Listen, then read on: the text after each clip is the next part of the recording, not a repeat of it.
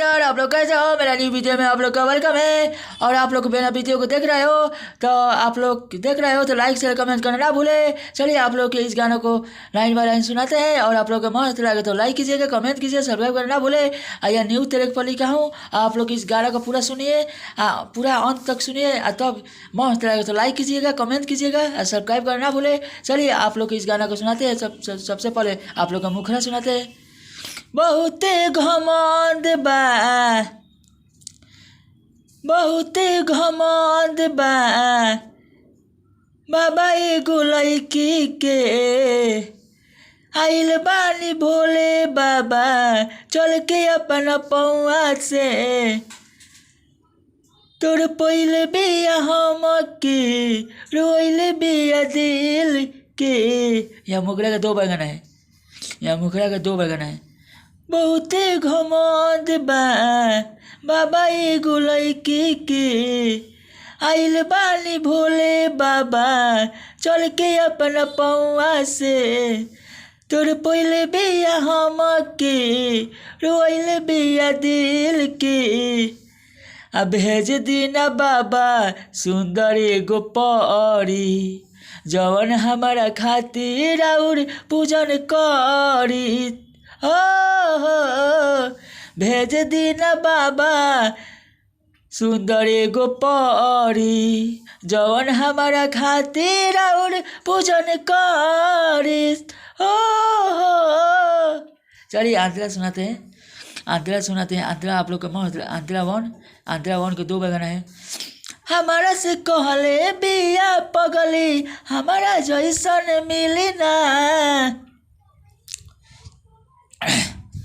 हमारा से कहले बिया पगली हमारा जैसन मिली ना।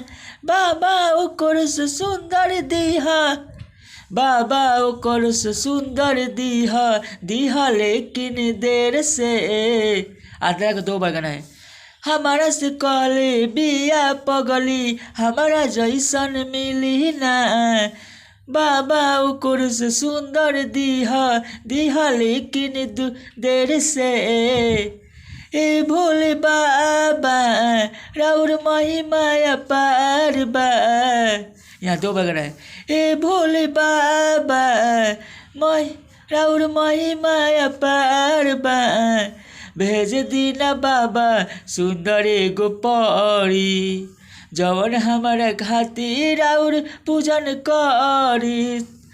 भेज दीना बाबा सुंदर एगो परी, जवन हमारा खातिर और पूजन करी। चलिए आंध्रा टू सुनाते। आंध्रा टू आप लोग को मस्त लगे तो लाइक कीजिए, कमेंट कीजिए, सब्सक्राइब करना भूले। और आप लोग इस गाना को अंत तक सुनिए। और जो भी यहाँ पर गलती हो तो बबलू विजय पर ऑफिशियल पर कमेंट कीजिएगा कि यहाँ गलती है, अभी तो हम सीख रहे हैं। चलिए अगला आंध्रा टू सुनाते। हमारा जिंदगिया में भोले बाबा कोइले बिया उदास हो। यहाँ दो बगाना है। हमारा जिंदगिया में भोले बाबा कोइले बिया उदास हो। पवन परदेसी संगे भइल बिया राजी हो। यहाँ तक दो बगाना है। हमारा जिंदगिया में भोले बाबा कोइले बिया उदास हो। पवन परदेसी संगे भइल पवन परदेसी संगे भइल बिया राजी हो।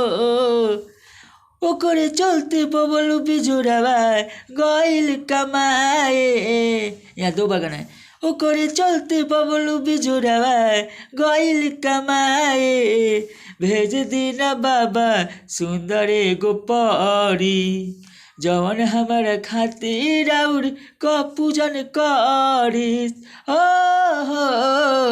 भेज दीना बाबा सुंदर एगो परी, जवन हमारा खातिर और पूजन करी। चलिए अगला वीडियो में आप लोग का वेलकम रहेगा। यह एक सावन का गीत है। और आप लोग का मस्त लगे तो लाइक कीजिएगा, कमेंट कीजिए, सब्सक्राइब करना भूलिए, शेयर कीजिए भाई लोग। चलिए अगले वीडियो में वेलकम है।